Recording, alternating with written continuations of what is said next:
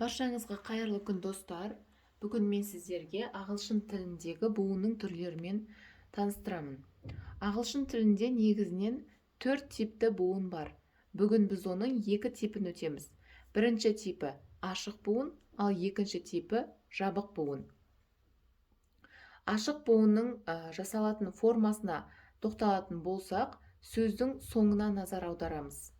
Сөздің соңында дауысты, дауыссыз және дауысты әріптер тұратын болса, бұл ашық буынға жатады.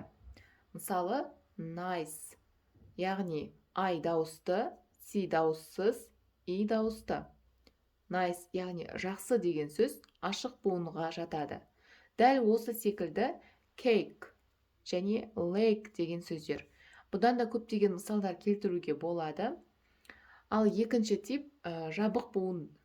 Жабық буынның соңында дауыссыз, дауысты және дауыссыз әріптер кездеседі. Мысалға bed, яғни екі жағы дауыссыз, ортасында дауысты әріп болатын болса, бұл жабық буынға жатады. Дәл осы секілді hot, cat сөздері. Bed төсек, hot ыстық, cat кесу деген мағынаны білдіреді. Яғни байқап қарайтын болсақ, ашық және жабық буындар дауысты дыбыстарға байланысты болып келеді. Біз алдыңғы сабақта өткендей, дауысты дыбыстар ағылшын тілінде 6 дауысты дыбыстар бар. Олар A, O, U, E, I және Y.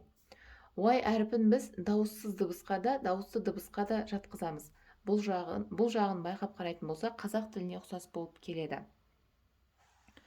Ал енді әр дыбысқа тоқталып өтейік. Бірінші A әріпі, I дыбысы. Ашық буында A болып оқылады, жабық буында Ә болып оқылады. Яғни мысал арқылы түсініп көрейік. Game сөзінде A әріпі міне мына жерде тұр, сондықтан ашық буын болып тұр. Ашық буын болғандықтан A болып оқылады. Safe, сақтау деген сөз, game, ойын деген сөз. Жабық буында Ә болып оқылады. Мысалы, man, cat, яғни еркек және cat деген мысық деген мағынаны білдіреді. Ал екінші әріп бұл О әріпі. О әріпі ашық буында О болып оқылады, жабық буында О болып оқылады. Мысалмен тексеріп көрейік. Home, close. Home, үй, close, жабу деген мағынаны білдіреді. Жабық буында not, got. Not жоқ деген, got дегеніміз get етістігінің екінші формасы. Яғни бару деген мағынаны білдіреді. Үшінші әріп U әріпі. Ашық буында U, жабық буында A болып оқылады. Мысалмен қарайтын болсақ, use, қолдану деген мағынаны білдіреді. Tube, яғни YouTube деген бәрімізге таныс сөз, осының tube сөзі ашық буында тұр. Жабық буында A болып оқылады. Bus, bat.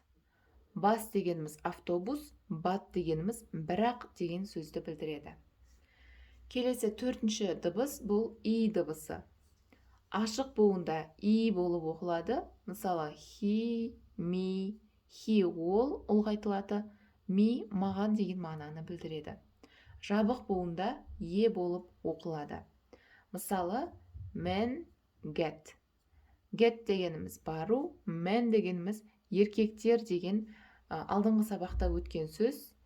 Зат есімнің көпше түрін білдіретін man еркек, man еркектер деген мағынаны білдіреді.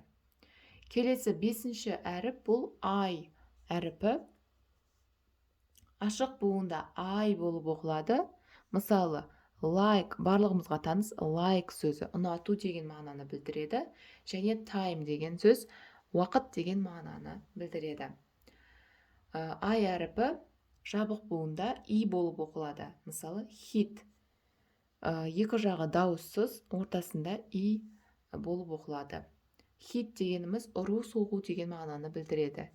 It дегеніміз ол жануарларға байланысты, яғни жансыз заттарға байланысты it болып оқылады. Y әріпі ашық буында I, Бұл жерден байқайтын болсақ, I әріпі мен Y әріпі ашық буында бірдей болып оқылады. Мысалы, Skype. Дауыс, екі жағында дауысты, ортасында дауыссыз. Сол сияқты cry, жылау деген мағынаны білдіреді. Жабық буында I, яғни I әріпімен бірдей болып оқылады. Мысалы, gym. Екі жағы дауыссыз, ортасында дауысты. Міне, бұл 6 дыбыс осылай ашық буында және жабық буында екі түрлі болып оқылады.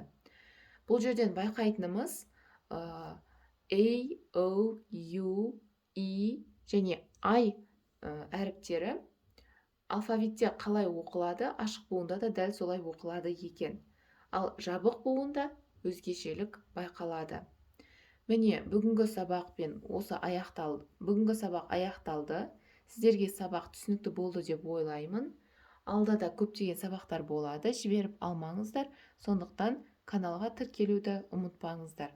Сонымен қатар менің Instagram парақшама жазылуды ұмытпаңыздар.